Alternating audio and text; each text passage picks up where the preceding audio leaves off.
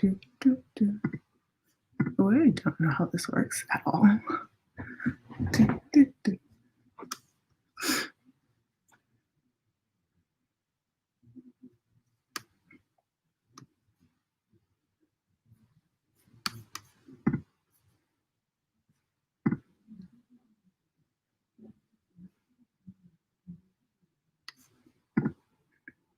Hello, everyone. If anyone's here, can you guys hear me? If anyone's here, if you're not, that's fine.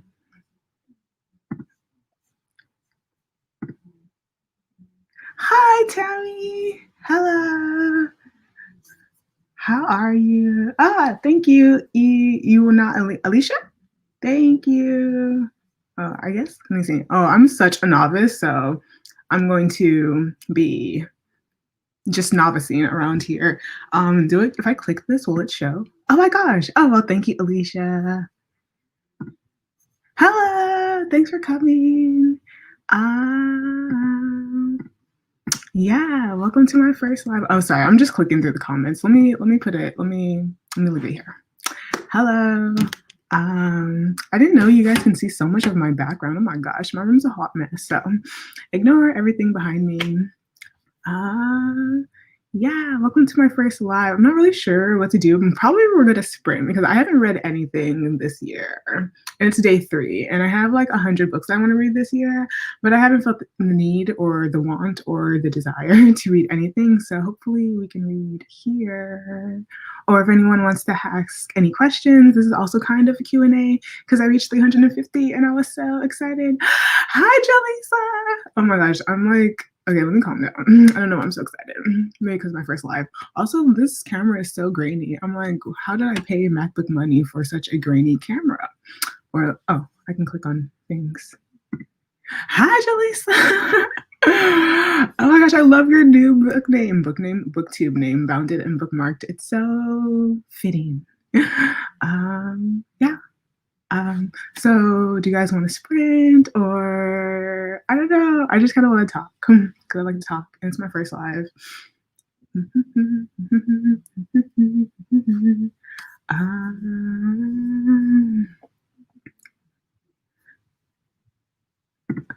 Yes, but like your camera, I feel like whenever I go to you and Mel, you know, your whole gang sprints or everyone else sprints, Tammy sprints too, everyone's camera looks so crisp. And then I was like, no way that this is the same MacBook that everyone else is using because I look like, I don't know, it's 1995 out here.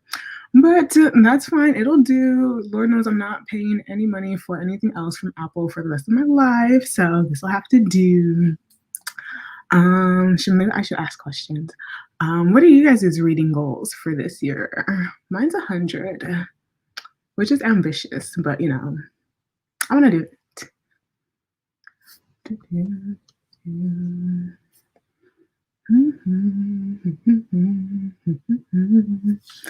Reading goals, or also what's everyone reading? Because I have to choose between 3 books. So I want to choose between A Song of Wraith and Ruin, and then Jade City, and then The Unspoken Name. So I figured I'd pick through these 3 and pick one, but I just don't know. I wish I could jump into books on chapter 2 because getting through chapter 1s of all books just hurts my soul. And it just takes too long for me to like get into a book. If the first 5 pages aren't just bangers, don't slap, I'm really gonna put the book down. So that's what's happening here. I feel like I read the first 6 pages of Jade City, and then I want to read the first chapter of this one, as well as the first chapter of The Unspoken Name, and then see which one I want to read and go from there. Oh, the lighting. Yeah, my lighting is pretty shitty, honestly. I just have these 3 bulbs and then there's a window way over there. But yeah, lighting is pretty shitty. So I'll remember that.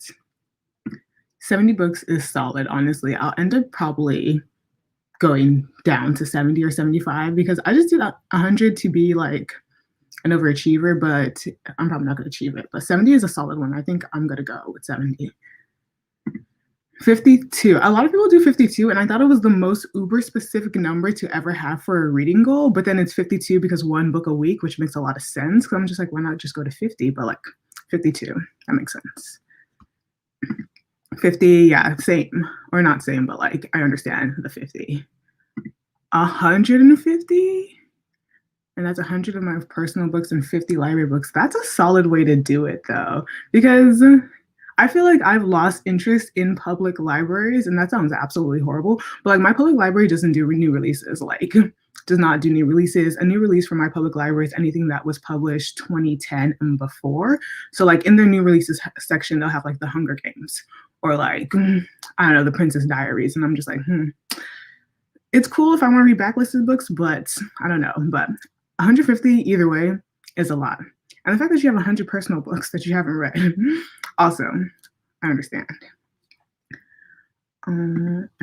My goal is 75, but I'm currently reading Clockwork Prince. Oh yeah, Cassie Clare. Let me know. I really want to see how you like Cassie Clare, because the way Cassie Clare is just like the booktube legend, and everyone is just like, Cassandra Clare did that, and I'm just like, did what though? Like, I read the City of Bones, like some books in the City of Bones trilogy, quadruple, whatever it is, and it was the average at best, but like, I don't want to step on anyone's toes. Jade City, yeah, I think I'll start with Jade City. I know everyone is going to say that Jade City is the one to start with, but okay, no buts.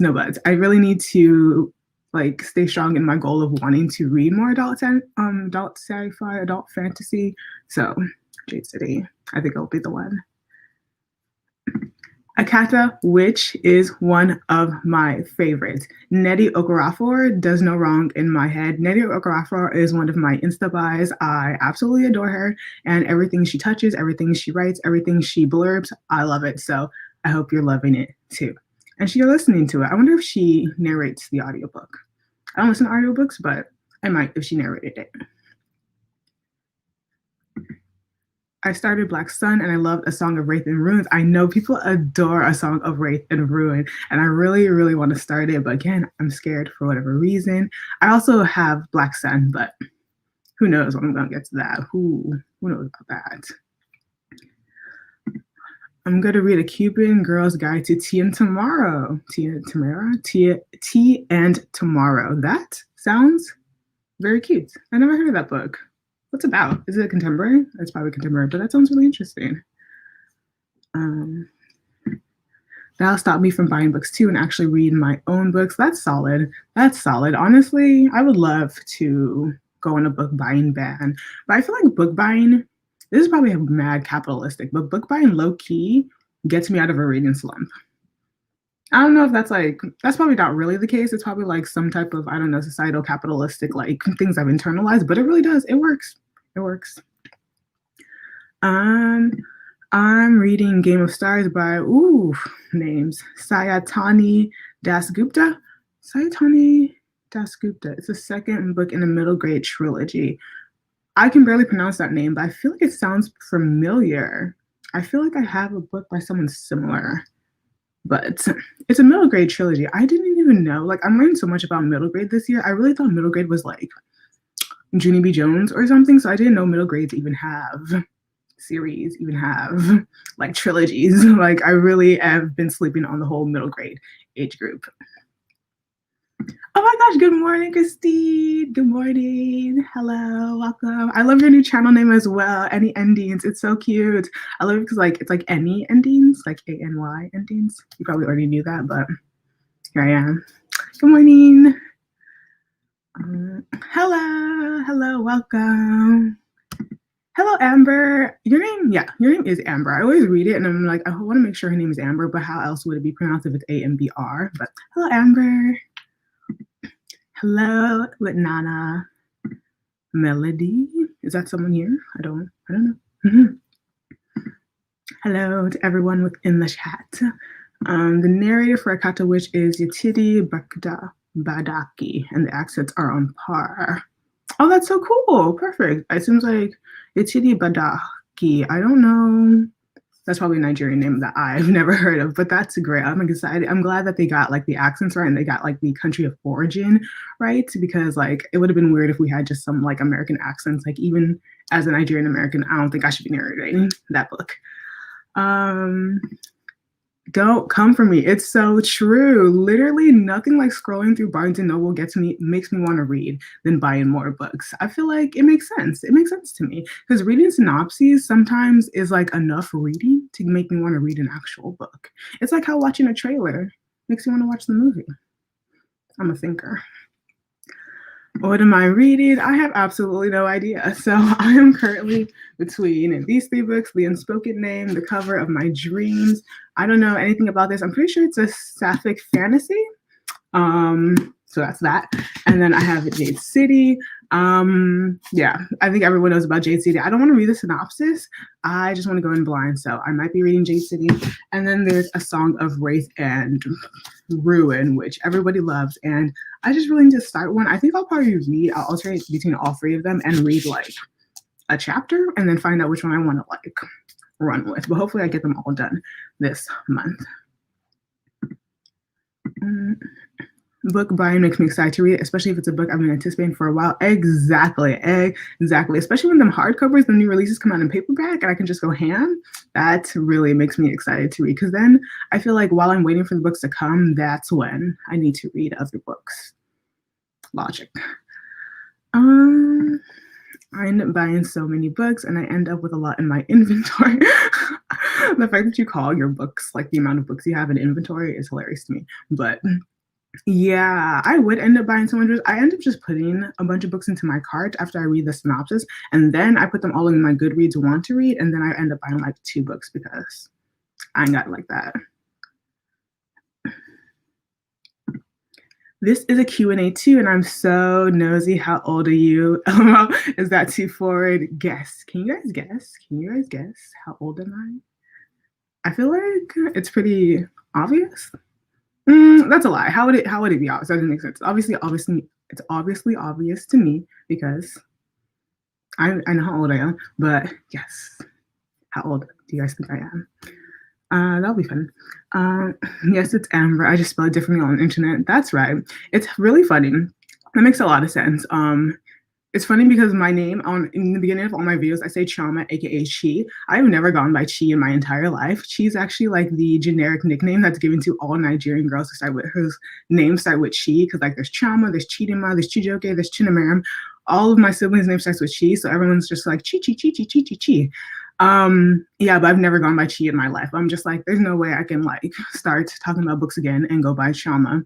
Too many pronunciations, too many people. No, so Chi. So I identify this spiritual level. LOL. Yeah, I mean, I tend to only buy around 3, maybe 4 at a time, but I completely understand. Exactly. I always try to keep it under $50 at once because after that, it's entering just like out of my budget range territory. So I feel this. Jade City, please, I need you to read it. I hope I really want to, but I also don't want to let anyone down. Like, what if I feel like I'll be really slow to read it because like adult fantasy, again, I'm new on the block to adult fantasy, and I hope I get everything. I hope I have good reading comprehension of it because I don't know. For some reason, Jade City scares me, especially because it has like, winner of the World Fantasy Award. I feel like whenever like a book is universally loved, like, you know, like not just like loved within the book community, but like people who don't read books, that sounds rude, but people who don't read books, if they love it too, I'm just like, this may be much. Like Brandy Sanderson, like the fact that not only people who like read like a bunch of books a week, like the broader world loves Brandon Sanderson makes me think like, I don't feel like it's for me. Is that anti? I think that's just anti-mentality. But A Song of Wraith and Ruins is also so good. Yeah, I think I'm going to tag team them too because like I feel like it'll be a good in between, like reading some like adult fantasy and then having like a YA kind of like West African inspired. I think it'll be good to read them both at the same time. So,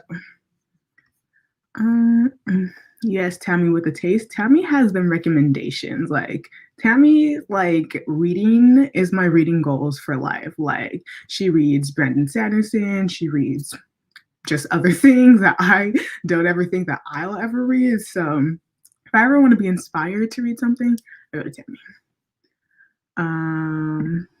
22, interesting. Ooh, guessing. Okay. I love guessing. Okay. 23. Interesting. 24, 25. Interesting. I'm literally the worst at guessing. And just same. Literally.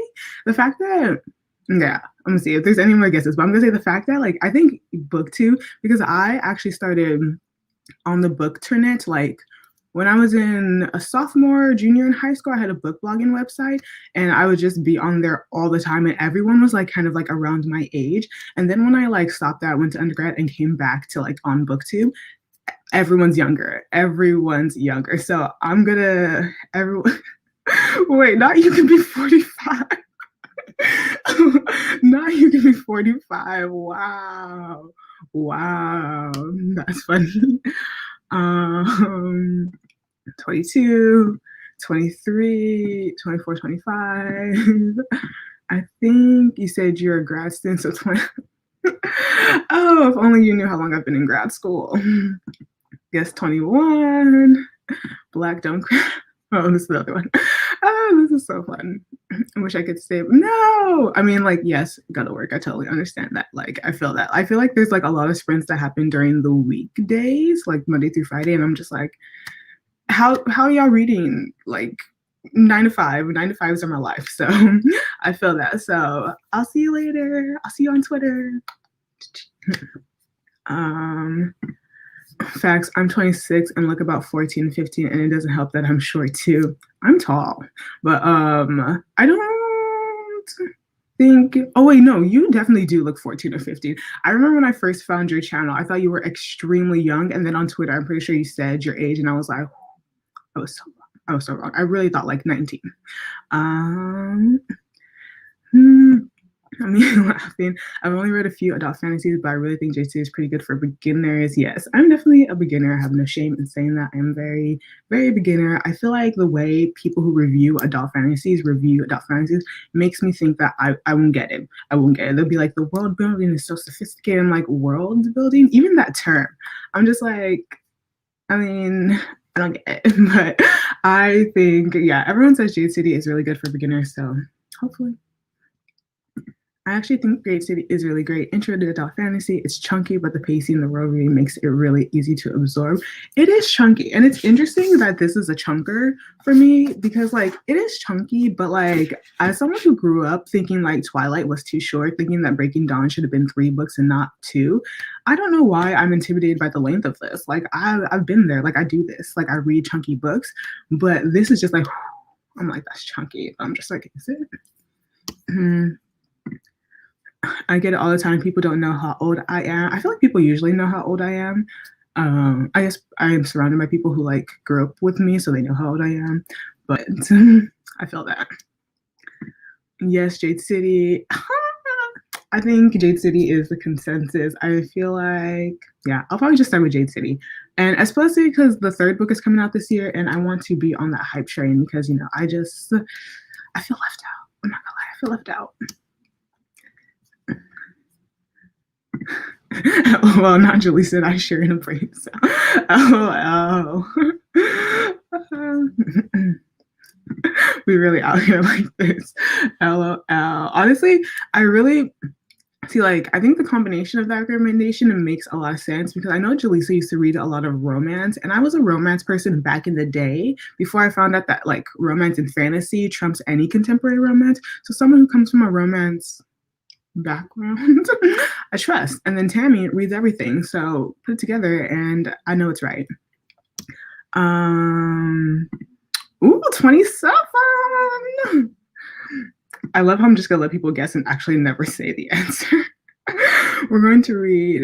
It's called The Love Curse of Melody McIntyre by Robin Talley. Oh, I've never heard of that. So. Never heard of that. McIntyre. That is how you say that name. The Love Curse. Ah, that's interesting. I feel Amber. People think I'm 18 all the time. Being short and looking young is not it. Sometimes, yeah, y'all honestly do look young. I actually don't know. I know, so Amber's 26. I don't know how old Julie is. I feel the same way, Amber. I remember working at McDonald's at 17. People think I was 13. Listen, I'm like, if anyone in the chat can get away with looking as young as humanly possible, it's Christine, because I had no idea. I remember I was in a live, probably your live, and you were like, last semester at UCB, and I was just like, that's crazy. You look so young. 19, if only I can go back to that age. Girl, why do you want to go back to 19? That was not a good time. I mean, for me, it could have been great for you. Oh, I never said what I was reading. Eva's Man by Gail Jones. No, I haven't heard of any of these authors or any of these books.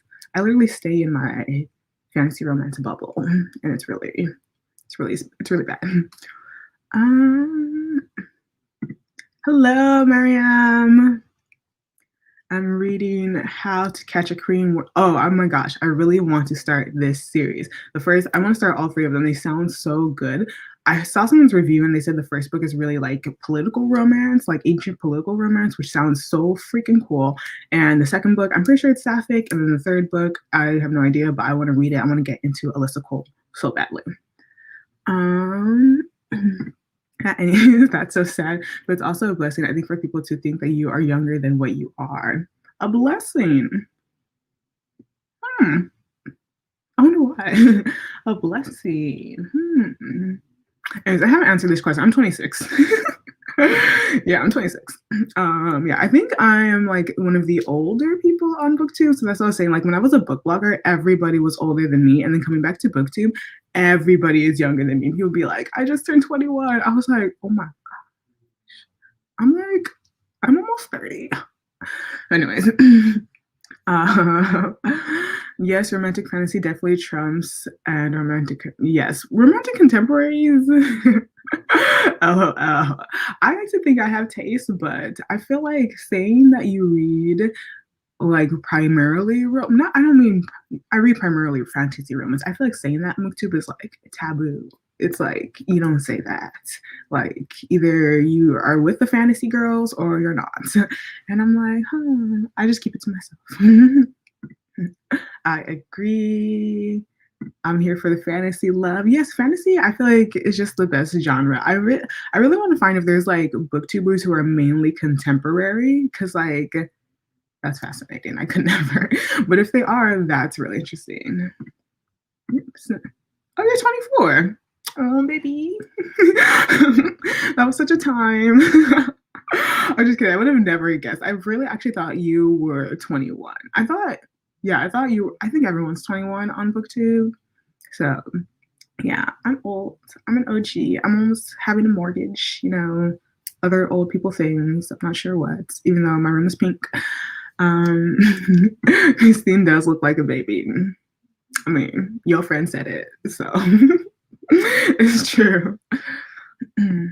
I don't think I'd be able to read fantasy without the romance. That's hilarious. That's actually hilarious. I think that's really funny because I used to have like back in the book blogging days, we used to have things called review policies because like authors would or independent publishers would ask for reviews, and I'd be like, here's my review policy. I was 16. I had no right to tell an author what kind of book you should or should not send me, but I was on my high horse. And in my review policy, I was just like, I read everything fantasy, blah, blah, blah, blah, blah, blah, blah, as long as it has romance. Literally, if your book does not have romance, I don't want it. I won't read it. I'm sorry. And I'm just like, girl, the audacity at that age. Ugly. Not my sis saying I look like a baby, though. I mean, that's your friend. So, because your friend said it, I'm going to say it's true. I mean, look at your photo.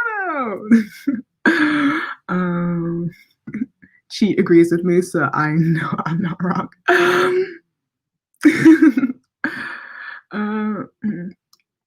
I'm so scared to turn 30. Don't ask why. I'm not that scared to turn 30. I don't know. I think you said you were 26, right? We're the same age, Amber. We're one of the oldies, the OGs. I guess we're not OG at all. Actually, I'm not OG at all. I'm just old. And yeah, I'm not scared to turn 30. I don't know. Especially because 2020 didn't exist. Your girl is still 25. Your girl's still 25 out here. I never actually turned 26. That birthday didn't happen. So, I'm a 1995er. Yeah. But like, why are you scared? Why are you scared? Maybe it'll make me, maybe I should be scared for a reason. I'm not sure.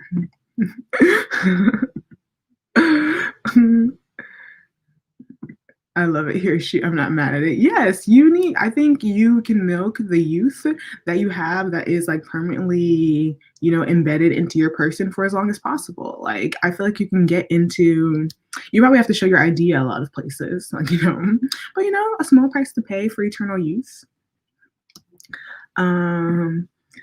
I can't wait to be 30. I'm trying to be 30 and thriving. Okay. I feel that. I feel like the same way that people think that 2021 is going to be everyone's like new year. Like everyone's kind of like going to be, I don't know, fresh, like everything's going to go away. We're not going to have no type of problems, especially in the Western world. I feel like that's the same way I feel about the age of 30. Like when I'm 30, student loan debt, who is that?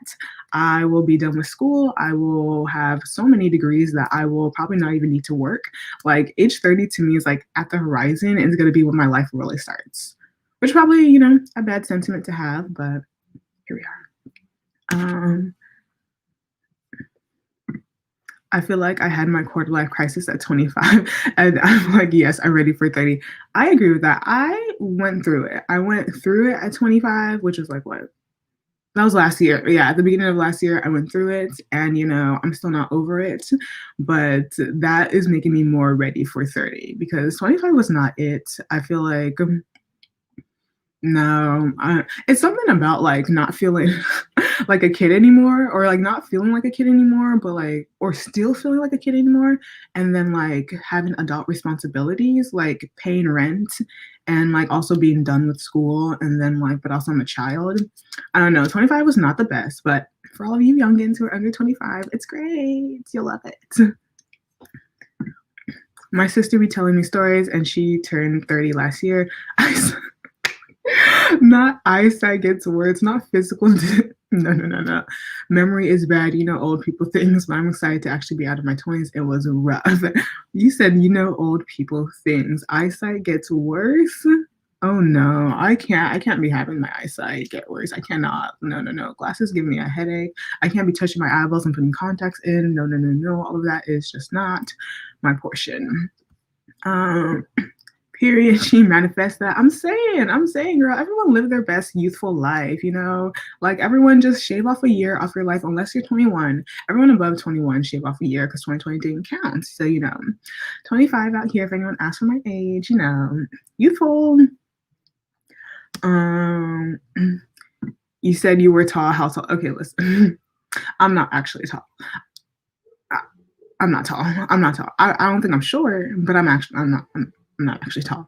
I'm 5'8.5". I'm 5'9". I'm 5'9" on a regular day. The last time I was officially measured, which was like the 8th grade or something, I was 5'8". So I say I'm 5'9", and I run with that. I'm 5'9". So I'm not actually tall. I'm not out here, pushing 6 feet, but I feel like I'm taller than the average.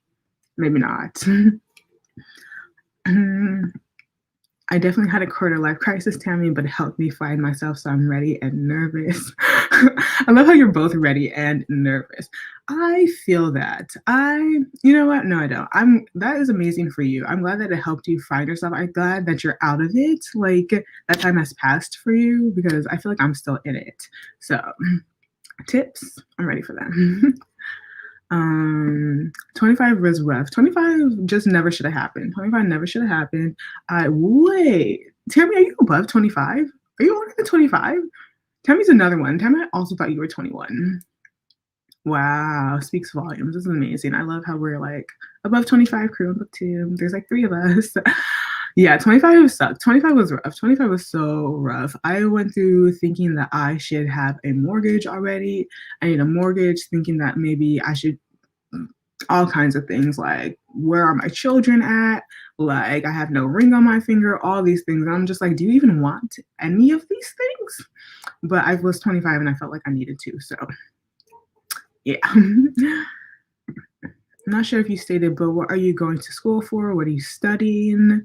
Why am I brain farting? I'm getting my master's in applied statistics with an emphasis in biostatistics. So I usually just say a master's in biostatistics. So it's just statistics with like a biomedical application.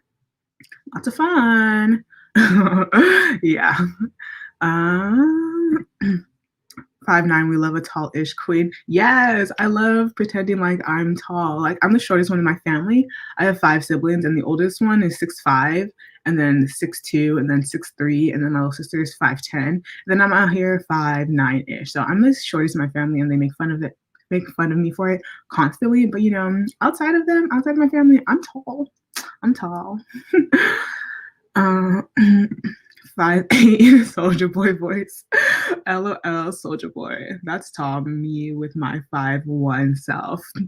I'm glad you think I'm tall. I'm glad you think I'm tall. 5'1" is such a concept to me. Like, wow.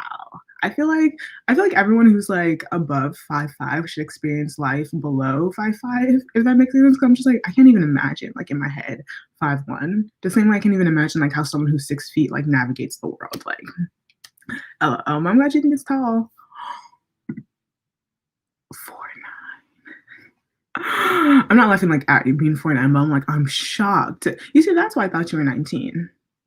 Yeah, that's why I thought you were 19. 4'9"? You're that's fun size. That's amazing. 4'9". Not tall. I'm here at a confident 5'1". At least you're confident, girl. Confident 5'1". Like, that is amazing. Like, I have spent my whole life being told I am short, being told that I am adopted because of how short I am compared to my freaking Sequoia family. So, you know, I can't say with my whole chest that I'm tall. But, you know, if you know it and you're confident in it, you better rock it. You better rock it. That you don't have the internalized, I don't know what it is, against your height, because that's amazing. You're so tall. I'm 4'11". 4 feet? The fact that people are really 4 feet out here, like, that is amazing. That is amazing. I feel like I wouldn't even like, you know what? I feel like I can't even conceptualize people's height. So I feel like I probably see people who are like in the fours, like around, but I just can't be like, oh, everyone's 5 feet to me. If you're like below 5'2" ish, you're probably 5 feet to me. Yeah, but I probably would feel tall next to you. Maybe, I don't know. I don't feel tall in real life. Oh, I didn't want to say she wasn't tall, but I'm fat. So you look tall. You look solidly tall. That's crazy. Like, I feel like as you look solidly tall. That's crazy. Like, I wasn't surprised about Amber, but you look solidly tall. So I'm kind of shocked that you're 5 feet. I'm so shocked actually. And like I feel like when you hear people's height, it doesn't really make sense because like to say I'm like a solid 9 inches taller than you, 9 inches is a lot. That's almost a whole ruler, if I remember correctly. So that's crazy. Oh, not just 3 of us. It's just us. We should start like an old booktuber club. Let's not scratch that. I never said that. But like, I feel like we really out here, you know? And it's really funny because like I'm one of the oldest on booktube, but like adult fantasy is just like I'm really about to not like be fully enthralled into the genre until I'm in my 30s. So embarrassing. But yeah, just 3 of us. We can't reach cabinets. We can't reach them. Not you saying like a dissertation about like the trials and tribulations of being short. Oh my gosh. We can't reach the best groceries. We get patted on our heads or leaned on. Yeah, it's rough out here. I do pat people on their heads. Is that not appreciated? I feel like my brothers do that because I'm short, but I guess it's not appreciated. That's hilarious. uh, pats on the head. I hate it. I'm not. I feel you. Thank you for alerting me to the error of my ways. Like I really be patting people on the head. I feel like it's nice. It's not. No, you know what? No, because that has really can I touch my hair type of like energy, and I'm also not here for that. So you're right. You're right. There's no need for that. Um, Wow, this is so interesting though. My best friend swears she's short too and she's 5'7". I be looking up at her like, no, girl, you're not. It's all relative. Like, I mean, I call myself short, and if someone said that they were 5'7", I'd also be like, oh, you're short. If someone said that they're like 5'9", I'm just, oh, you're short. Like, if you're not 5'10", like not 5'10". Yeah, if you're not 5'10" or 6 feet, I'm just like, can you call yourself tall? Like respectfully? Like honestly? I don't think so. Exactly, Amber. I have learned my lesson. Pats on the head are not appreciated. Hello, my line sister is 4'9", and I'm shook. I'm shook, so I feel it. Not you being shook that she's 2 inches shorter than you. Not you being shook that she's 2 inches shorter than you. I'm done. I get told I look tall a lot, and I'm always so shocked by that. Yeah, you look tall. I don't even know how to describe looking tall, but you look tall. I feel like I can tell when someone's short. That don't make no sense. But you look tall. Maybe you have like a long torso, your stature, something about it. You just seem mad tall. Yes, you got tall girl energy. You have a lot of tall energy. So that makes sense. LOL. Run with it. I don't know how. I don't know how that's gonna help you in life, but run with it. The giant family life. Yep. I'm 1.84 meters. Oh no. I can't convert in my head. So I think that, oh, thank you for doing it. So I think that's 6 feet. And when my aunt hugs me, my face is pressed into her chest. She calls me tiny as a nickname. Oh my gosh, you 6 feet, your aunt is already taller than you? That's how I feel about my oldest brother. He's 6'5", and there's just no reason that he's that tall. Even my youngest brother is 6'2". I'm just like, there's no reason for that. But yeah, giant family life. That's probably why I can't get into dog fasting. It's not my time yet. I should wait till I get closer. No, you cannot have that mentality when all the kiddies around here are like 21 and 22, have read 10 Brandy Sanderson books in their life, have done all of this. So we're coming. We're coming for it, Amber. This is our year. 2021 is our year. Hey girl, hey, welcome. Excuse the bad camera quality. Apparently my lighting is also bad, but I have one table in my room, so here I am. And also, if you want to feel short, this right here. I wonder, should we sprint now?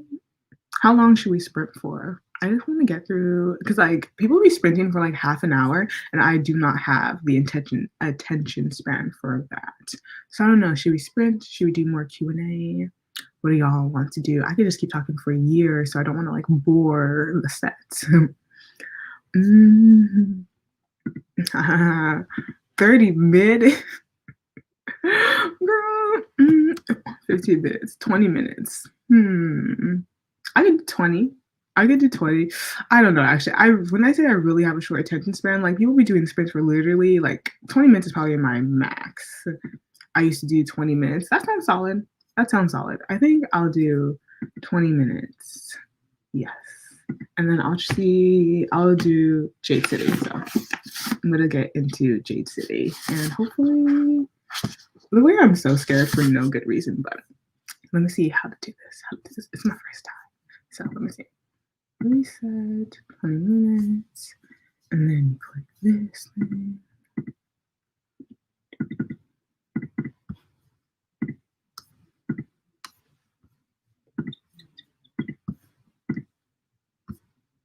Oh, look at me. How do I make my face smaller? Oh my gosh, resolve in here.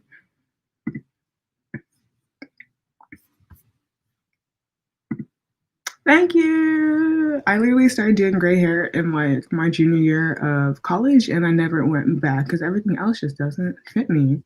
Yes, Shade City. That's on my TBR. Okay, let's sprint for 20 minutes, and then I'll see how far I get. I think I'm on page 6, so let me stop talking and just press play.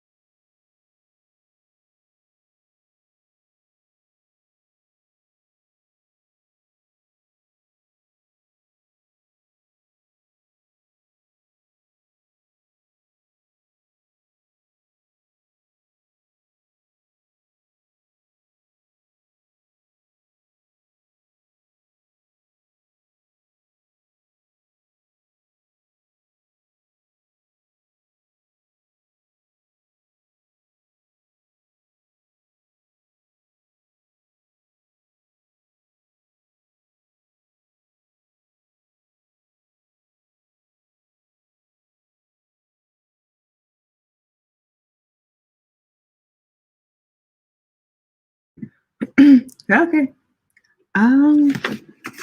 This is getting pretty good. I got to page 18. Where did everybody else get to?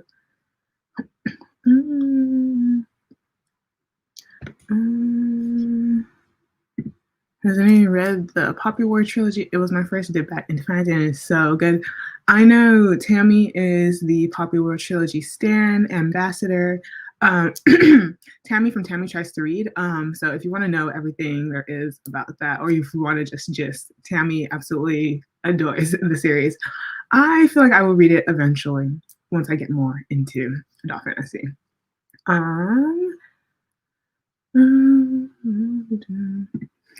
Have you read Cha-Cha Chad Harry? It's a mixture of thriller and young adult. Never heard of that. The name sounds kind of familiar. Chad Harry, the name sounds a bit familiar. Thanks for doing this, She. No problem. I absolutely adore sprints. It's kind of like the only way I read these days. Why am I getting all like congested? But it's kind of the only way I read these days. And Sunday, I don't do anything. It's the one day I get break from work and school. So I decided I'm going to do sprints on Sundays and have designated reading time. So, yeah. I don't know, this audio format is odd. Are you saying audiobook format in general is odd or this one in particular? Because I don't know anything about audiobooks. I have never used one to read a book and probably never will. So I don't even know. I don't know if it's this one or just all audiobooks are odd. I'm on chapter 3 of A Cat a Witch. Yes. Keep going. It's amazing. I read about 8 pages. Only got 60 pages left until I'm done. I really want to know what you think of it because I just want to know what you think about because you really never hear anyone say anything except that Cassie Claire can do no wrong. So I'm very curious. I'm in the middle of the Poppy War right now. Oh, well, there you go. I know that series just wrenches people's hearts out. I know people cry. I know people are just dismayed. They have book hangovers for weeks. So eventually, I probably will read it. Just not right now. Yes, I read the Poppy Wars and stopped. I'll pick it up later. What made you stop? Was it too much? Was it too little? I'm curious. Hello, this is my first time on your sprints. This is my first sprint, so welcome. Hopefully I'll do these every Sunday because Sunday I want to designate to reading, Saturday and Sunday. The weekdays is hard, but Sunday I really want to designate to reading, so I'll probably do these every Sunday. Next time, maybe better lighting so it doesn't look so, 1995 with the camera and everything. This one in particular, what is it about? Is it the narration? Is it I wonder what else is it? Is it too fast? Is it too slow? I'm curious. I hope you like it. I'm on Brain Gone now, but need a break from the series, so I'm reading other stuff in between. I 100% understand needing breaks between series. I have probably 35 series in progress, and I start new series because I need breaks from other series. So tell me what you are reading in between. I want to know. I'm curious. A Cat a Witch, loved it. I know. Nnedi Okorafor is literally my Insta-Buy author of the year of the millennia. It is so good. I haven't read the sequel though, but amazing. I've got to head out, but I'm so glad you're doing this regularly. Bye, Tammy. See you next week or at one of your sprints. Yeah, I'm also glad I'm doing this regularly too. So bye. See you later, Tammy. I didn't have the capacity to read this. Oh, is here. To read the second book in the series. I understand that. Yep. Yeah, the capacity. I feel that. I feel like sometimes books require a lot of like mental capacity. And, I feel like the Poppy War is one that you really need to have everything just very calm and then throw your like head into chaos. So here. 35. I can feel that I usually try to push through and finish a series once I start. I would love to be on that tip. I would love to do that, but I cannot. I don't know, something about reading, especially if a series goes on for way too long. Like I feel like every book series should never be more than 3 books. I think trilogies and duologies don't get enough love. I feel like that's the longest a series should ever have to be. When it gets to 5 books, 6 books, and it's the same characters, and it's just the same people doing different things in a different time frame and they're older, I'm just like, I can't. But this year, 2021, is the year of finishing series. I'm manifesting it. Also, I talk so much with my hands.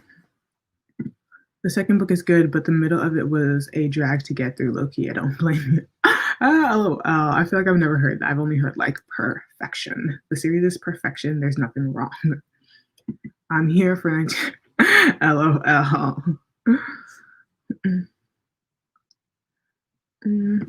So far, I'm not impressed with Classy Claire. I love to hear it. But I've only read Clockwork Angel, so we'll see how I feel when I finish the last book in this trilogy. I agree.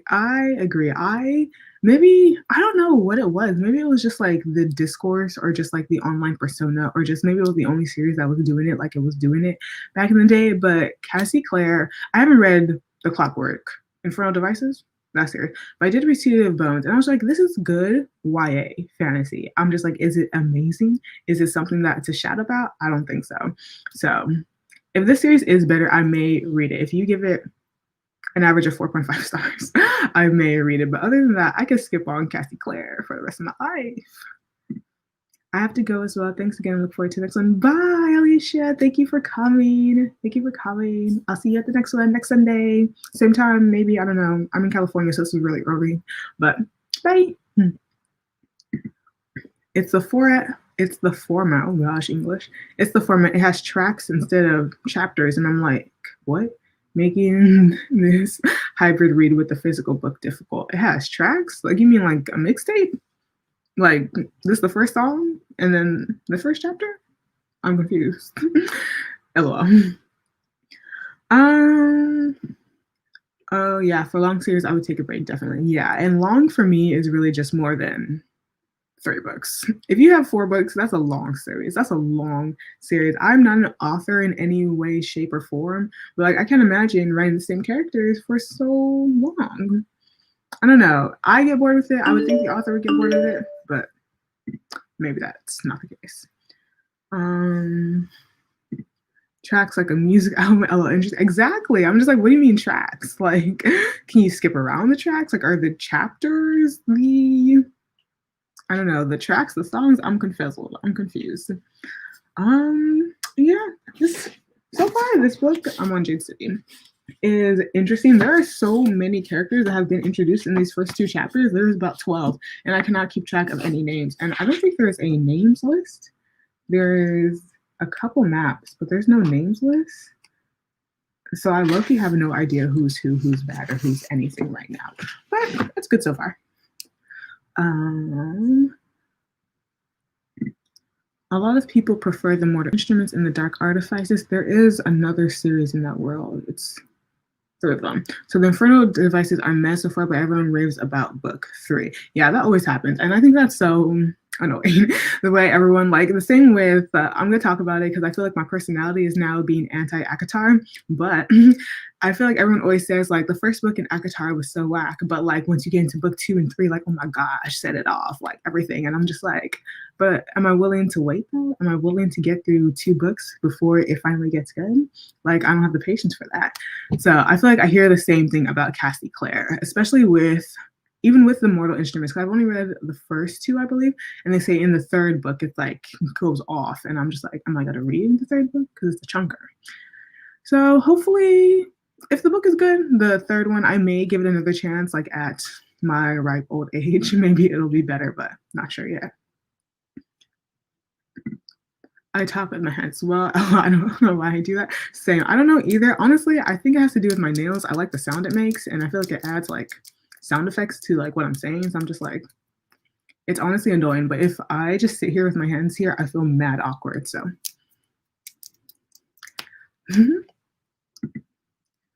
I want to start English.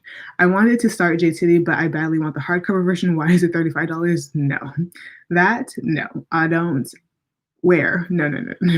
I will not be paying $35 for a hardcover. The same thing is with what is that duology or the trilogy From Blood and Ash? Those hardcovers are legit like $40 or $32 or something. I'm like, Never that, never that, never that. Honestly, I think honestly, just get the soft cover. Just get the soft cover. I feel like it's a big enough book because, like, I feel like if it's a smaller book, because when you open it, the spine starts to get all creasy and gross. But because it's a bigger book, it's not that bad. But I understand wanting such a pretty cover and hardcover. But $35 could never be me. LOL. I think have many characters is a thing in adult fantasy. Yep. When I read Black Sun by Rebecca Roanhorse, I did the audiobook, so I was confused about who was who. I also have Black Sun, and I really want to read it, but again, I think you're right. I think having a lot of characters is a thing in adult fantasy. I don't know why. I don't know what that does. It honestly just confuses me, but I can't keep track right now. And I think, yeah, because I think YA fantasy, they really have like, here's the main girl who's going to save the world at age 17.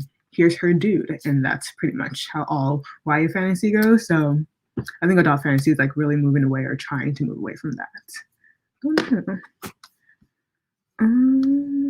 Let's see. I didn't care for ACOTAR. It wasn't bad, but I did love book 2 and 3.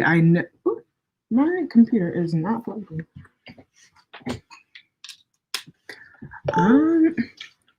I didn't care for ACOTAR. It wasn't bad, but I did love book 2 and 3. Yeah, I know. Yeah. I feel like that's the whole stan culture. Stan culture? Is that right? I think it's the Sarah J. Maas fandom. ACOTAR was the prequel, as they call it, and they did love book 2 and 3.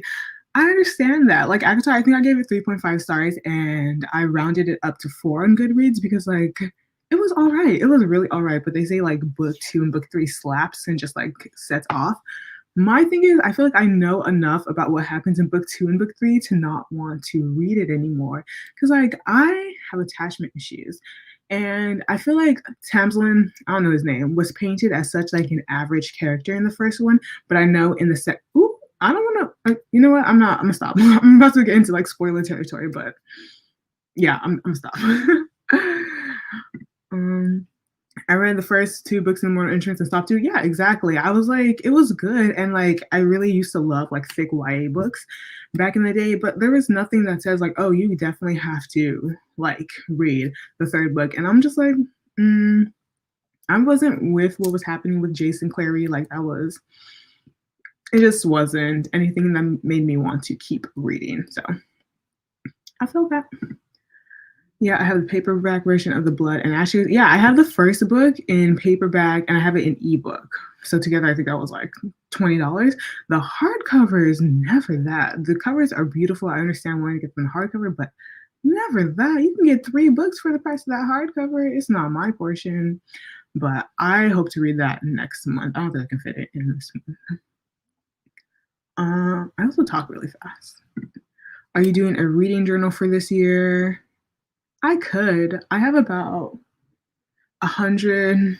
I mean, let me not exaggerate. I have like 40 journals. I have a journal buying addiction close to my book buying addiction, and I could really turn one of them into a reading journal, but I don't think I will, honestly. Because I also don't even get what people put in reading journals. Do you just like put what you're reading, what you're currently reading, what you want to read, and then your review? Because I do that in Goodreads. So I don't know what I would put in a reading journal. But I would like to know what you put in a reading journal. Do you write your reviews in a reading journal and then like transpose it or like transcribe it into Goodreads? I just wouldn't know what to do with a book, with a journal that I just write more books on. That's just me. Yeah. So I think let's start another sprint. Let me see. 20-minute sprint. I think that's a good. I didn't get all twitchy by the 15-minute mark like I usually do with 30-minute sprints. So I think 20 minutes is a good time.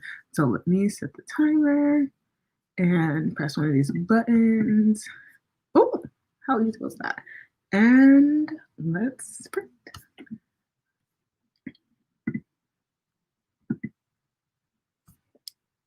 Dope.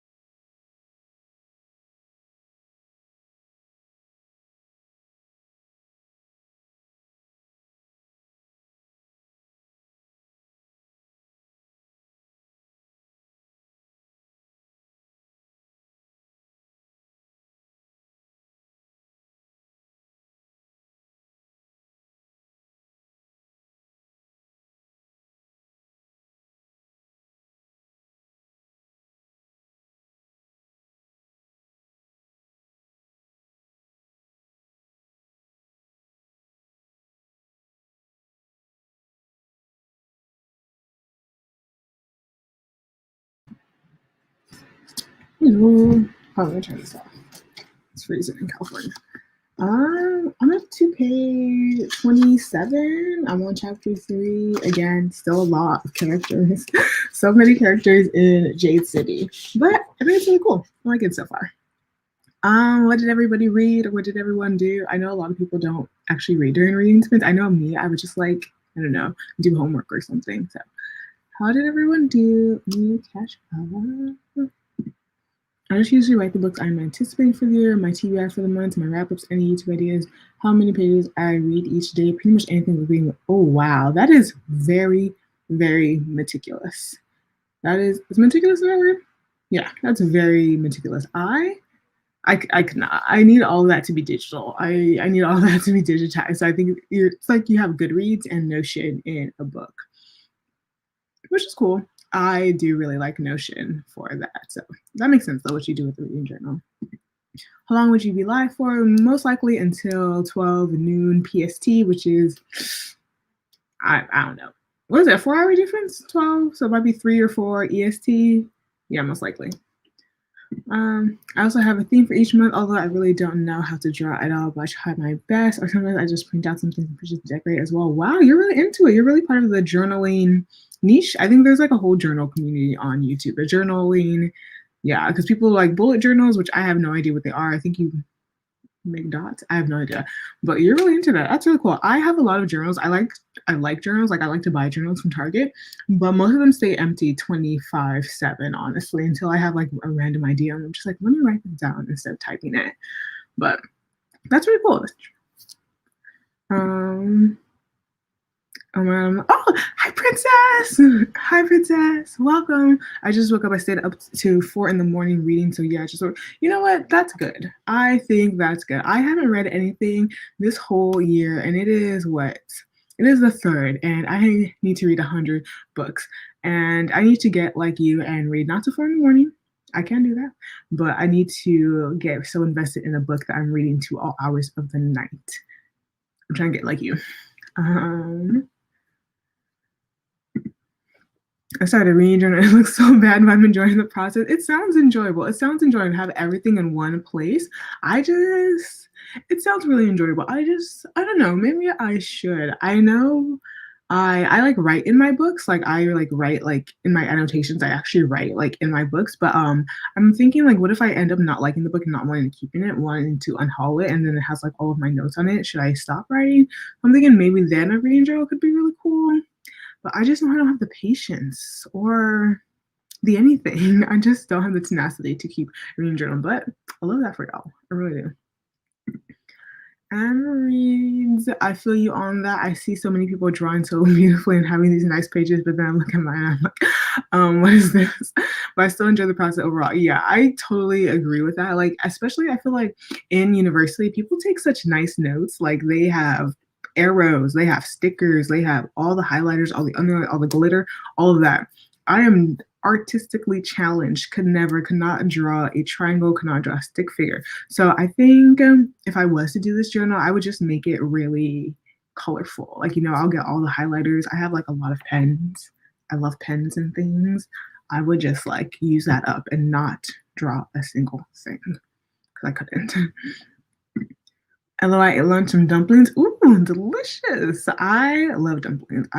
There's this restaurant in LA called Heidi Lao? No, Din Tai Fung. Din Tai Fung has the best dumplings, and they have like sweet dumplings too. Like, there's like I don't know if these are actually dumplings. Correct me if I'm wrong, but they're like chocolate filled and like red bean filled, and they are so good. So I love that for you. I got 8% into my audiobook, started Front Desk by Kelly Yang. What is that about? I feel like every book that everyone's reading, I have not heard of.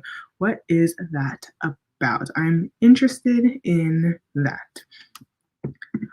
And that's why I stopped annotating, because of if I want to give a book away. Yeah, I totally feel that. I usually only buy books that I think are going to be 5-star predictions, so I can like go ham on writing inside. But then like if I buy a book and I think it's going to be a 5-star prediction and then it ends up being like a 3, God forbid, a 2 or a 1, and I have all these notes, I just feel like, well, I gotta keep it. I gotta keep this book I didn't like in my collection, which is annoying, but I love writing in books. It's so much fun, especially if you do plan on rereading it. It's so much fun to think or to see what you were thinking about the first time around. I enjoy that greatly. Hello, princess. I'm doing well. I decided to do, sprints or in a Q&A. This is also a Q&A because I hit 350 subbies. So if you guys have any questions, feel free to ask them all. I talk way too much and I'll give you very, very detailed answers. But if not, we can just keep sprinting. How are you doing, princess?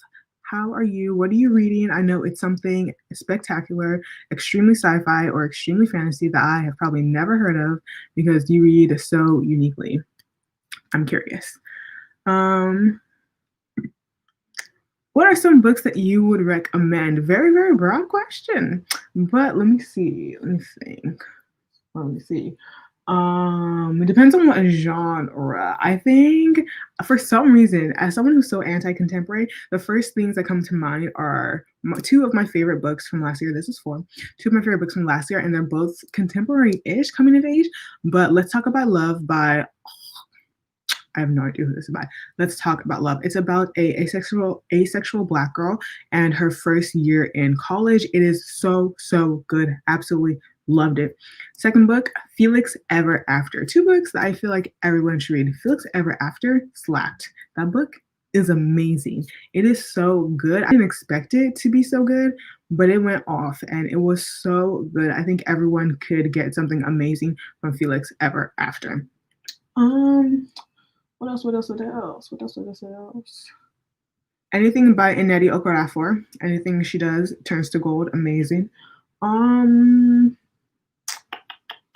Wow. I have like all of my books. I don't have a bookshelf. Like I don't have any bookshelves.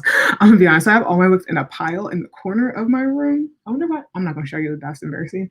But all of my TBR is in front, so I can't even see like the books that I actually like. But I have some books here too. The Awake series by Wendy Raven McNair. That one is backlisted. That one's from back in the day, but it's really, really great. It's a superhero it's a superhero fantasy by a Black author. Absolutely love that. Wow. As if I don't have like a whole YouTube channel like recommending books and I'm just like, I have no idea. Let's see what else. Yeah, maybe if you give me a genre, I can recommend specifically in a genre.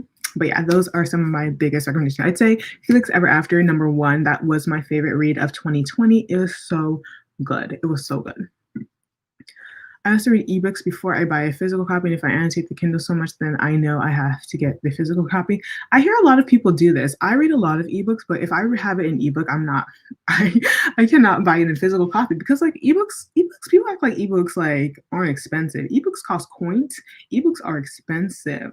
So I can't be buying like $9.99 for an ebook and then spending money again to get the paperback or the hardcover. I don't know how y'all do it because, But if I do, but some books I understand, like Felix Ever After, I read that in ebook format and I have to get a physical copy. I have to.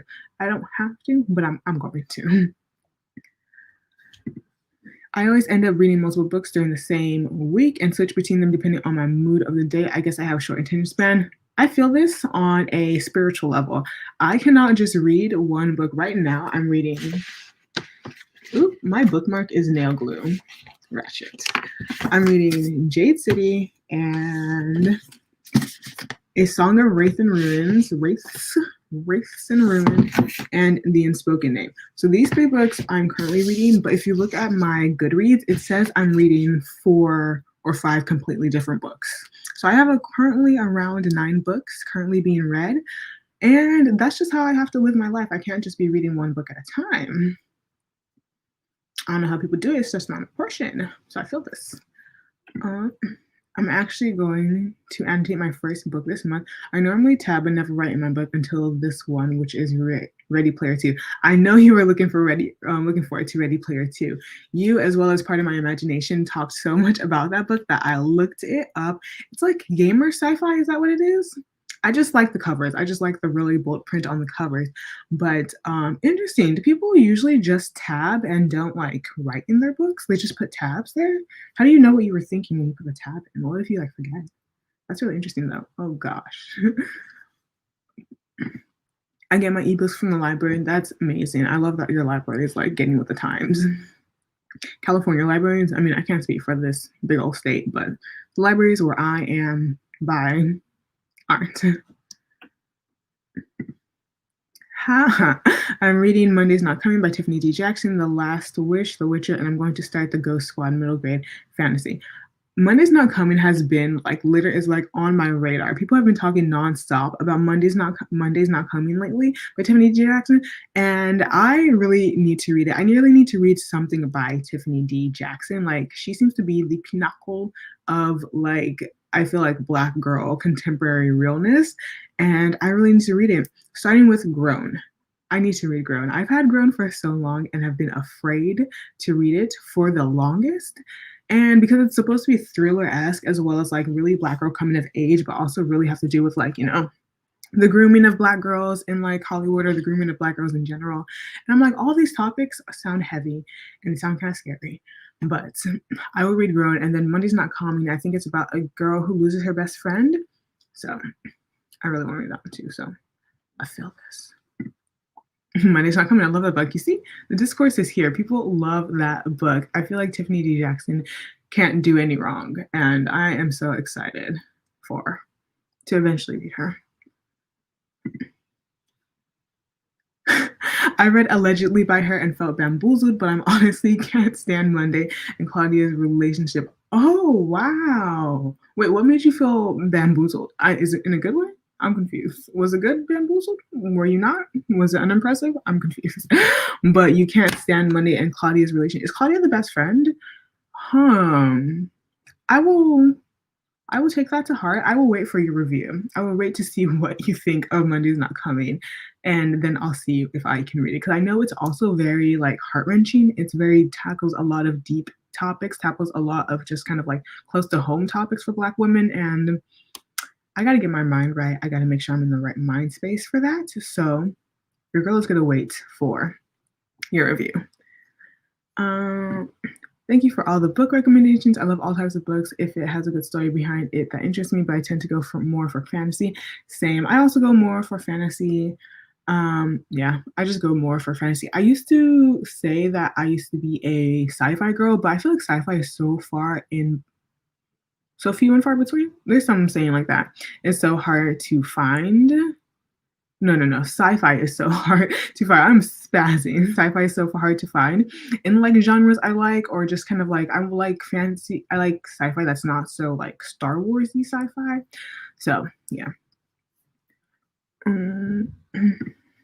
I color code my tabs, green for something that made me laugh, blue for memorable quote on so. That is such a good system. I know there's like a billion into like different how I annotate, how I tab, how I do all of these things type of videos out there, and I don't watch any of them honestly. It just seems like too much. I don't care. But this seems like a good system. I think I'll do that. Actually. I actually really enjoy this system. I think I'll make a system, and maybe I'll tell people about it, but I enjoy the system. I'll give you credit. Oh my goodness, a song of Race and Ruin I've been screaming about since last year. I know how much you love this book, and I'm so excited. I think it'll be really good. I love this cover, so I'm gonna hold these two up so much, but I think it'll be good to read these. First of all, these are both green. These are both green, white, green. I know this is by Fonda Lee, and this Roseanne A. Brown is a Ghanaian author, but green and green are Nigeria's colors, so I love this, and I think I'm going to read this one in between this one, because like we have like the hard fantasy and then we have some of the YA fantasy. I feel like it'll be a good mix for me.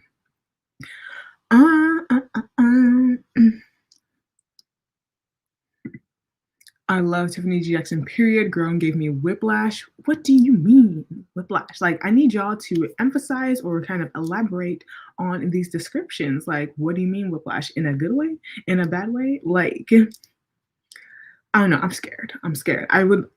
I need someone else who hasn't read Grown, like, come for me, because I want to read it, but like everything about me is stopping myself from reading it. So, but elaborate. What do you mean by whiplash? In a good way? In a bad way? Let me know. I'm reading The Shack right now, but I will be reading Monday's Not Coming next because I also have heard amazing things about this book. Is The Shack also by Tiffany D. Jackson? Because Tiffany D. Jackson has so many books. She has so many books, and I really didn't know. I actually thought Grown was her debut. I think in a video I said Grown was her debut, and I had to correct myself because what the hell? No, it's not. But what's The Shack about? I want to ease myself into Tiffany D. Jackson, and I want to know the best way to do that. Hey, Sophia! Hey, Sophia, girl! Hey, how you doing? What's up? I just noticed that in your profile picture you have red and black braids. That's interesting. Fantasy is the only genre I read. I know that. I know that for facts. Like, literally, I was about to say, if you need a fantasy book recommendation, go to Sophia, but obviously her name is Fantasy Book Addict. You probably know that. She really only reads fantasy. And I know most people say, like, fantasy is my favorite genre. I only read fantasy. Like, no. Fantasy is the only thing I've ever seen on Sophia's channel, and I love it. I love it. Sophia's one of those people, Sophia and Princess, one of those people that eventually, once I reach a certain stage in my reading life, I want to read like y'all. That's my goal. That's my 2021 goal. 2021 goal. I will not tell you why I felt bamboozled. You have to see yourself. I don't want to, though. That's the thing. Like, literally, I am such a wimp lately. I think 2020 has made me soft, has made me so soft because I need a soft book. Like, things that are hard, things that are gonna heart wrench, things that are really gonna tear me apart. I am sensitive. I do not want to read it. But, Tiffany Jackson, I got to do it for the culture. So maybe I'll do a whole Tiffany D. Jackson reading vlog, but that seems unsafe. To just read Tiffany D. Jackson. I'll be crying the whole vlog, so I will read it. Front Desk is by an immigrant family from China that moved to the US and get jobs at a motel and their journey. Oh, that's so interesting. I love books that feature first-generation Americans or just immigrants. I love that. I identify with that. And I think it's so interesting to see how kind of like the non-Western diasporic like world, how their immigrant story kind of how different it is, especially when you're moving to the West, how different it is from like within the diaspora. So I love that.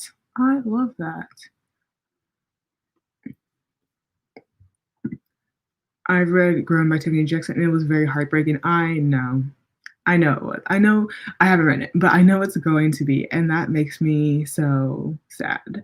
Like, not sad, but like hesitant to read because I have it here. The cover is so gorgeous. Like, literally, if I was a shave my head type of girl, I would be that. But I know it deals with so much hard-hitting topics, especially ones that are really near and dear to the heart of a lot of Black women. So because of that, I need to be in the right mental space to read that. No, The Shack is by W.M. Paul Young, and it's about the main character. His youngest daughter gets kidnapped, and he spends a weekend with God. It's so amazing set. It also has a movie. It sounds like, I was gonna say when I was reading that, it sounds like a movie that I haven't watched. I don't watch movies, but it sounds something kind of familiar. I don't know. Interesting, though. That sounds really, really sad. Like, I want to pose this question to the chat. Don't mind me. I want to pose this question to the chat. It's like a reverse Q&A. But why, or I think, how do people get motivated to read books that they know that are going to make them sad? Like, that it's going to end sadly, that the whole topic is sad, that the whole thing is going to bring you down. Like, how do you find the motivation to read books with those topics? Because I read books for the escape from reality, which is sad. So I wouldn't want to escape from reality going to a sad reality. So why do you do that? I have a very hard time reading two fantasies at one time and reading multiple books at one time. They have to be different genres. That makes a lot of sense. I completely understand, especially with the fantasies that you be reading, with the high fantasy, huge world building, like thick books. I can see that very, very, very, very easily. I think for me, it doesn't have to be a different genre. I think it just has to be a book that I know is softer. Like Jade City, I know this is hard. This is a hard fantasy. And if I'm gonna read this, I need to read like I might read The Cruel Prince. Like Cruel Prince seems like really, really fluffy YA fantasy. I might read mm, mm, mm, maybe From Blood and Ash, maybe Legendborn, one I feel like it's a little bit softer fantasy. So I can't read, I don't think I can read like maybe 2 adult fantasies at once. Not my portion. Um, Grown has such a beautiful, Grown's cover is my top cover of 2020.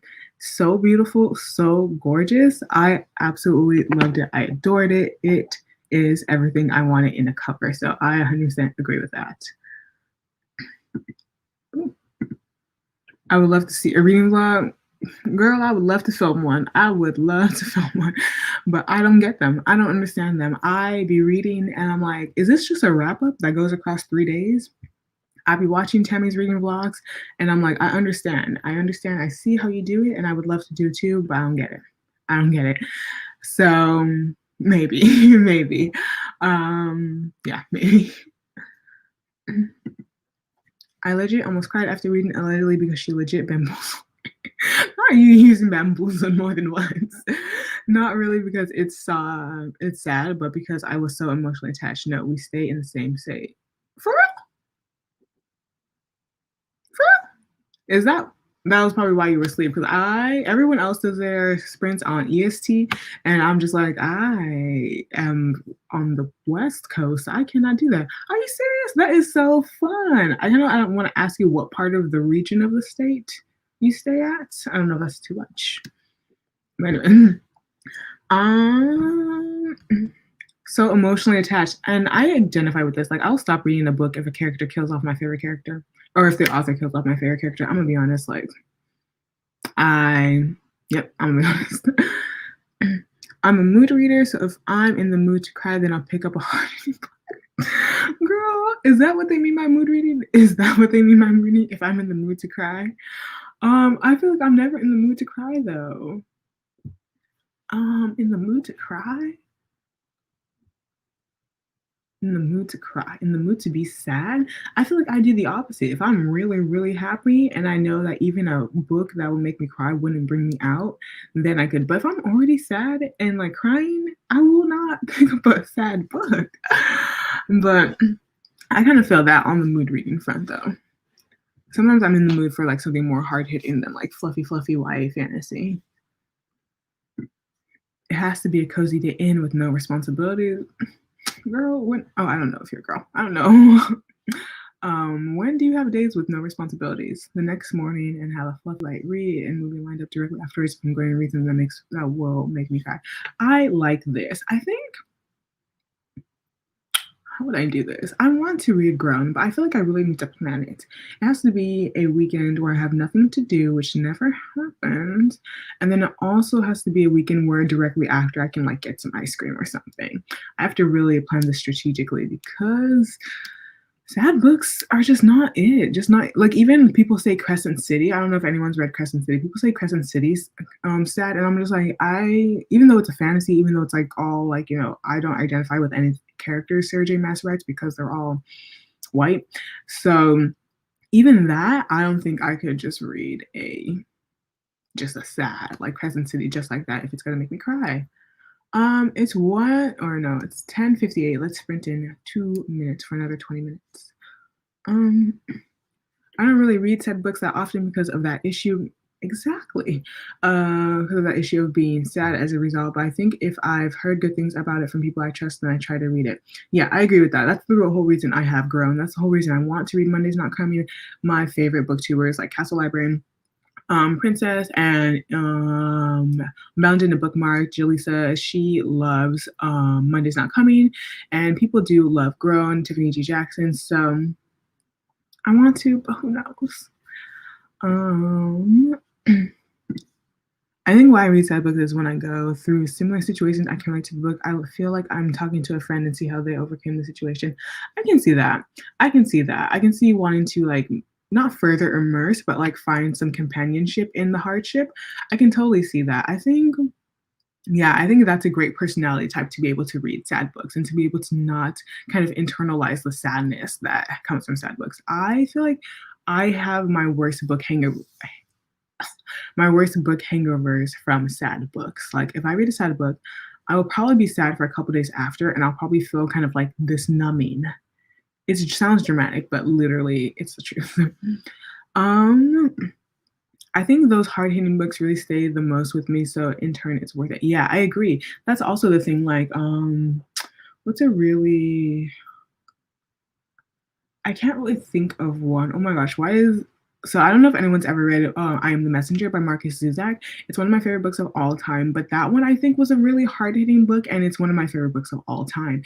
And even though it's quite white, it's still so freaking good, and it's pretty hard-hitting, and it stays with me, and it did make me sad, but it stayed with me so much. Also, the book Stay With Me by Paul Griffin, such a sad book, such a sad book. It deals with mental illness. It deals with kind of like abandonment, and it's kind of like a contemporary young Latinx love story that ends sadly, but that is also one of my favorite books of all time. So it definitely was worth it, but I think the motivation to start, to begin, that's where I need help.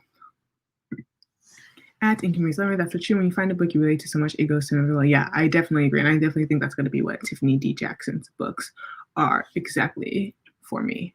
But it is 11:01, so let us sprint. Let me do this. How come this is so small? I would rather be lying, so it'll just be my big old head. Storm. Why did I take my bookmark out of this?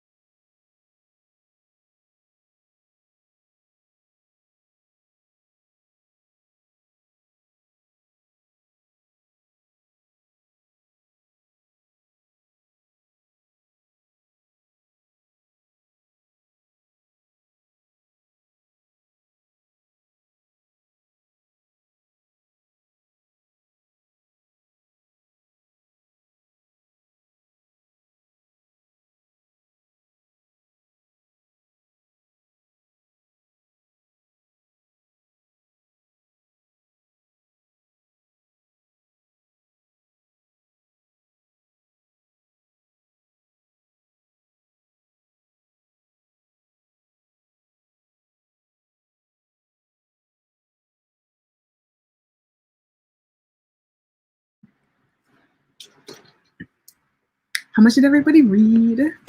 I got to page 36. I think I'm a slow reader. I think that's what I'm discovering. I also get distracted easily, but I got to page 36. I'm almost done with chapter 3 of Jade City. Pretty cool. Pretty political. I like politics. I have a degree in poli-sci. Pretty cool. Where am I? Where am I in comments? We were talking about how people read sad books. I think sad books are a safe place for huge emotional experience within a contained space. It can be really cathartic for me, although there's definitely topics I avoid like hell. Yeah, I agree with that. I think it can have a cathartic quality. I think, unfortunately for me, it's cathartic when it's something that I can't identify with too closely. When it hits too close to home, like I don't really read Black trauma books. Those hit too close to home, and I cannot read books about, Black people being killed, slavery, colonialism. Those ones are really hard for me, and I have to be in a really specific mind space to be able to read those. But I think they do have a cathartic quality. But there are some topics that I avoid, like it's a no every single time. It really does hit different. I don't know why, but it's cathartic for me. Yeah. People are saying that. I like sad things in life. That's an interesting statement. I like sad things in life because they seem more real sometimes, and I enjoy that as well as not a perfect life. But I don't tend to read sad books all the time because they destroy you. Yeah, I think there's two types. There's two types of people in this world. There are people who read books for an escape. There are people who read books because I think life, a lot of times for a lot of people, doesn't have a happy ending, doesn't have a happy beginning or middle. So that books can provide that. I think I'm part of that camp. I don't really need books to be realistic. I don't need books to have a sad ending. I need books to be unrealistic, different from life. I want you to have a happy ending. I want you to give me something that's different from the cruelty that is reality. But I totally understand the other side, how people really want some realism, a realistic type of ending. And I understand that. I feel it. Books. I stay about 2 hours south of Fresno or an hour or so north of LA. Hour so north. See, I went to school. I went to school in Santa Barbara, UC Santa Barbara. So if you're an hour or so north of LA, you may be so close to my university. 2 hours south of Fresno. Girl, you make me do all kinds of geography. I'm also from the Bay. So I live in Southern California right now, but I'm from the Bay Area, San Jose area. What's up? So I feel like you're close to Santa Barbara. Oh, this is fun. We're so close. I'm your favorite booktuber. That is so sweet of you. Of course. You've been known that. Literally, my goal is to read like Princess from Castle Library in 2021.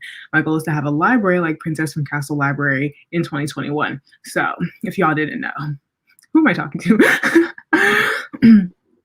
Yeah, I don't have a lot of free time to let myself settle into sad books, so I avoid them. I agree with everyone that they usually stay with me longer and it can be more impactful. I agree. Yeah, I don't have a lot. I feel like I don't even have free time to be sad. I almost feel like that's a luxury. Like I can't be having a book put me in a book hangover for days and then I'm at work like I'm sad and I can't really do this work. That's not me. I can't do that. So I 100% identify with that. But I also think on the same wavelength as that, they can be a lot more impactful. There's only so much things that you can get from YA fantasy. But hard-hitting contemporaries like stay with you in a good way most of the time. So I agree with that. Julie, greetings. Hello, Julie. Welcome to My Bad Camera Quality. Books and Shay, hello, welcome. Again, welcome to the Bad Camera Quality. I promise next week I will find a way for this not to be so horrible, but welcome. I'm not reading. I just finished washing my face, combing my hair, and now I need to get just too clean. I love how you're getting just too clean. But I feel like that is a whole, sprint's worth of work. I don't comb my hair, I never will. That just seems like a problematic experience, but I feel like it could take 20 minutes. So I identify with that. I read sad books because I like to relate to them and they help me know I'm not alone with whatever situation I'm in. However, like a lot of people, I tend to avoid a lot of topics. Yeah, exactly. Same. I do think it's it's very interesting how we want, I'll speak for me, I want a likeness in some struggles. I want to feel that likeness. I want to see, okay, someone else is also going through, even for the fictional character, someone else is also going through the same experiences that I'm going through. But I do think it can be quite triggering and can stay with me longer and kind of exacerbate that mental space that I'm in. So I do like books, especially sad books where I can relate to. It almost makes it sadder, but then better. Yeah, but there are some topics. Never that, never that. I'm from LA, but I moved to Texas and I want to go back so bad. It's so funny because I'm old, so I'm looking to buy property. Who knows where? But LA is not it. LA is not it. LA is not it at all for wanting to buy property. So I've been looking at Texas, but then I did some research, and Texas has tornadoes, and your girl is not built for that life. Texas has tornadoes and hurricanes. I'm not doing it. I'm not doing it. I can do earthquakes. I was born and raised California. Earthquakes, I can handle that. Tornadoes, no. So I will be staying in LA, and I'll be paying $1 million for a 1-bedroom condo.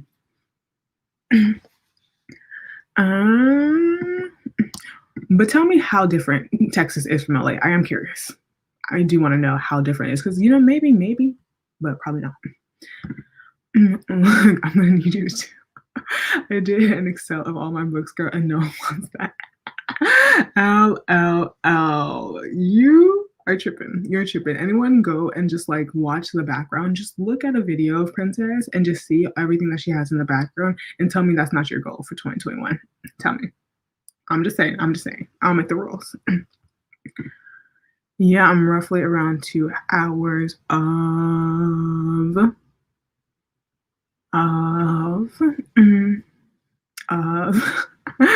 I'm rereading Wondersmith and I really like it. Reread Wondersmith. What is that about? What is that about? Who is it by? I know it's fantasy. You don't even gotta tell me, Sophie. I know it's fantasy. But what is it about? I'm curious. Wait, words. Okay, do you know where Six Flags? Yeah, Six Flags is I know. It's like by Thousand Oaks, Simi Valley area, Sherman Oaks. Like right there, yeah. I always see it when I'm driving because I just drove down from the Bay back to my house in LA. So it's around there. I totally know where that is. I'm about 40 minutes north of there. 40 minutes, like through the Grapevine. Yeah. Oh my gosh. Are you by Simi Valley? Are you by Thousand Oaks? Are you by Sherman Oaks? Simi Valley, Thousand Oaks, Sherman Oaks. Are you by the Oaks, the Valley? Hi, Trina. Welcome to my bad camera quality. Next week it'll be better, but welcome. What are you reading? Let us know. If you're not reading, what are you doing? What's your reading goal for 2021? All of it. Let us know. Girl, no, you pay how much for how much space? Girl, for this room, I share a room with, I share a house. I have a condo duplex with 3 of my best friends, and we all pay about $1,000 for a room. It's a nice condo. We got an island. It's a big old kitchen, bright. It's pretty, but we're in LA proper, and I pay $1,000 for this room, this pink room, y'all see. So I don't know, where are you at? A house in California? It sounds fake.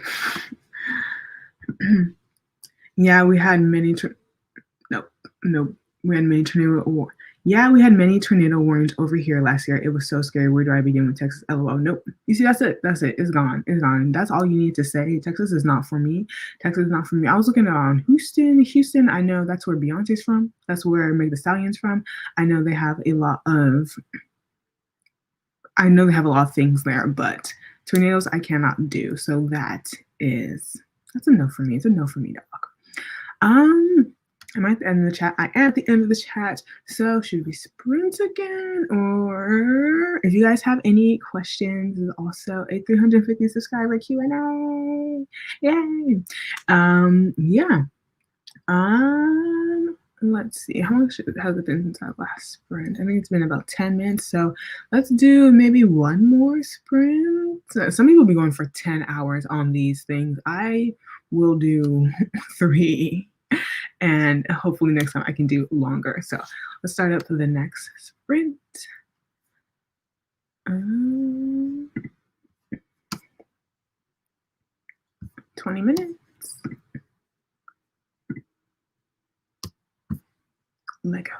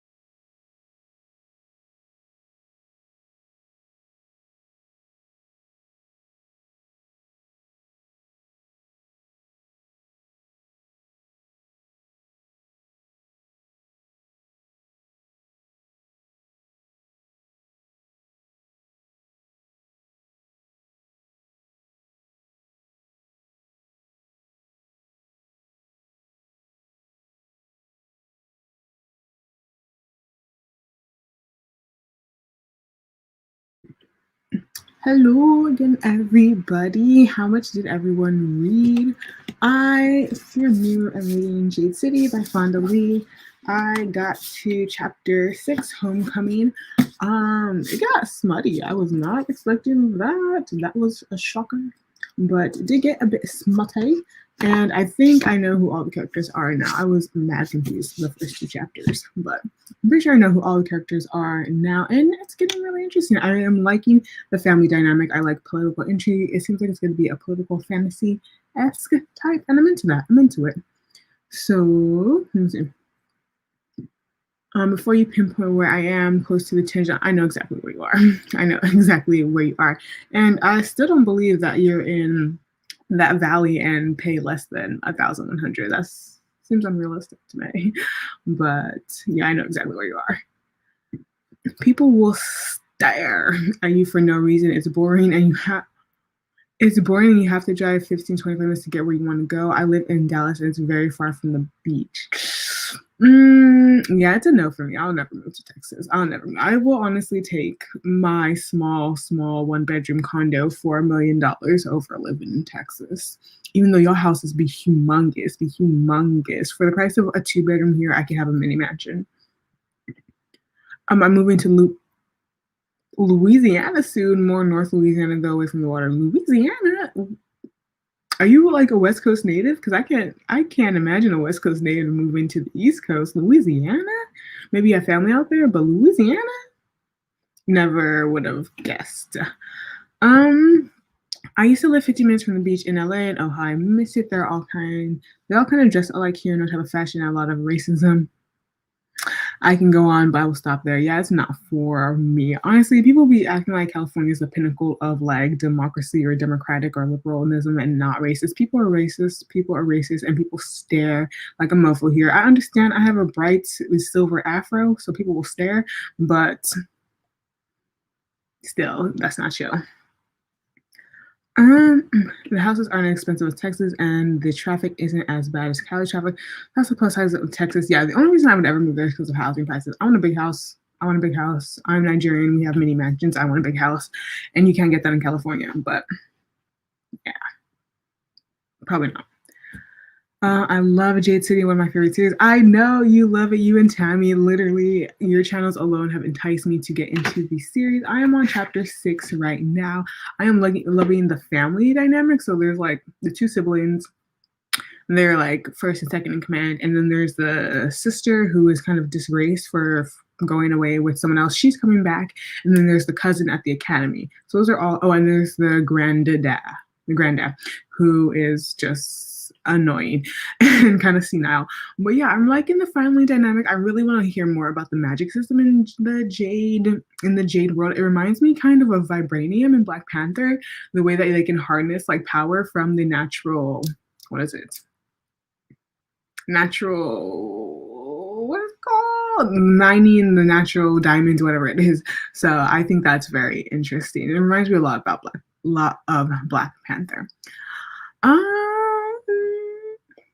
Yeah, so I think I'm going to read more of this today. I'll probably try to get to chapter 10 of Jade City, and then I need to pick which one of these 2 I want to continue with after. I love this cover, and I just feel like I'm going to love this book so much because the cover is so gorgeous. Nothing else besides that. The cover is just going to make me love it. And this one's also an adult fantasy, so maybe I shouldn't read this while I'm reading Jade City. So I think I'm going to start A Song of Wraith and Ruined. I think this is going to be what I start in between. The font is very small. The font is extremely small, but there's not a lot of pages. So I'm going to start this in between Jade City. In theory, I would love to create a reading vlog reading this, but I don't think that's going to happen. Yes. Let's see how long I'm gonna stay on. Probably stay on for a bit longer. The Unspoken Name is on my TBR. Yes. I'm such a stan for the book, but I have not even read it. But the cover is so gorgeous and it just sounds like it's going to be so good. I've had it for so long and I just love looking at the cover. Like, I don't have any bookshelves in my room, but once I do, if I ever do get them, front and center. Like, what is that? What is that? Oh my God, what is that? What is the unspoken name about? I don't know.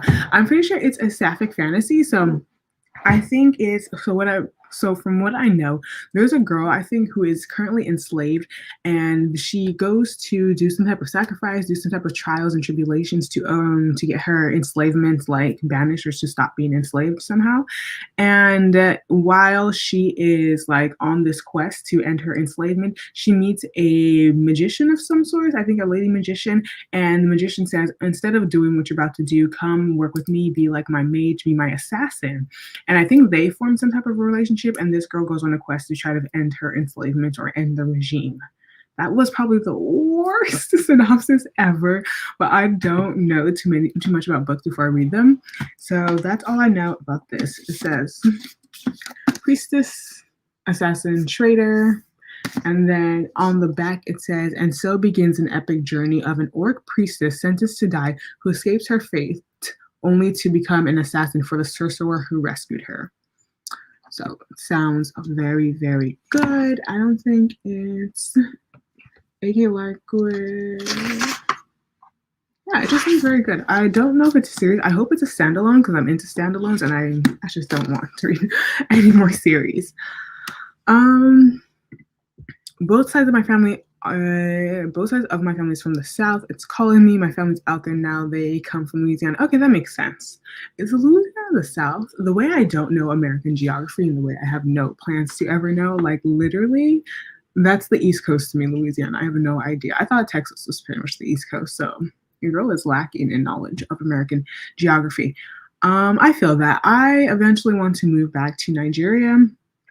Because, you know, all my family's out there. My parents are going to move back. My dad already lives there part-time. So I eventually want to move back to Nigeria. I understand wanting to be closer to family. The thing is, Nigeria right now is just not the best place. It's not the best place.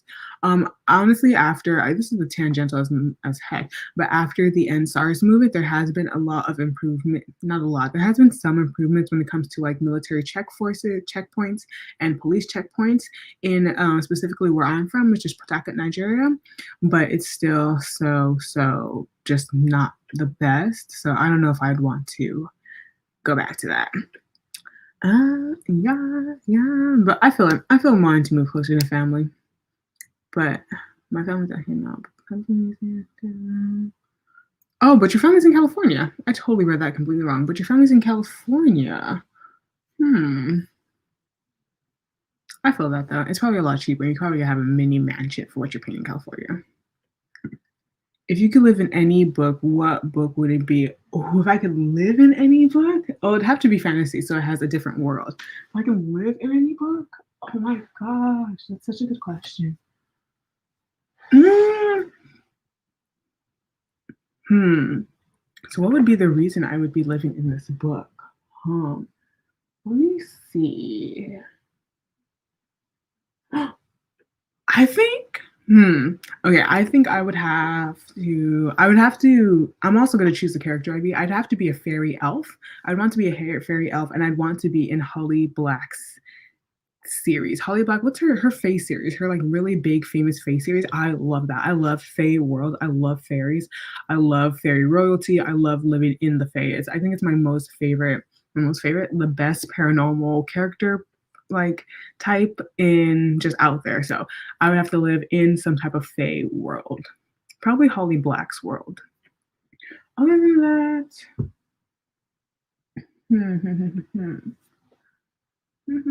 you know, this is a graphic novel, but also Saga. Saga seems really interesting. That is a great world. That is a great, very, very fun world. So Saga, the graphic novel, I would also love to live in that.